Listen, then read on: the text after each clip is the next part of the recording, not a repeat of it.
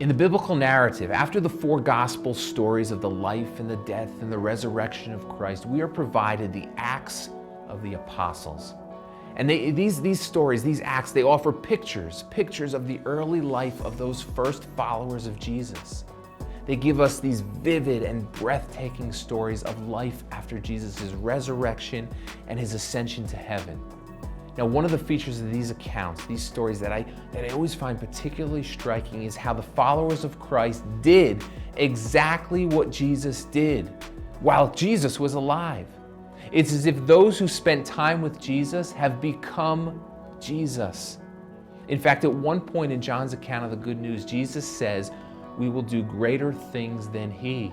He says it like this. He says, "Very truly, I tell you, the one who believes in me will also do the works that I do, and in fact will do greater works than these." Really? Greater works than Jesus? Yes.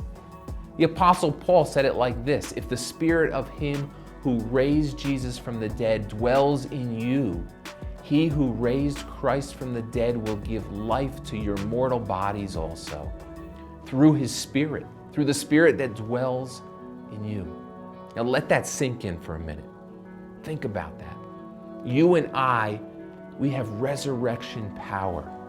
We are a people who have it within ourselves to be transformed into resurrection people, to be the kind of people who enter into the circumstances of mess and muck, suffering and pain, and we bring new life, resurrection life into the world. That's the life and the work of the church. Jesus is alive. The question that remains is are you?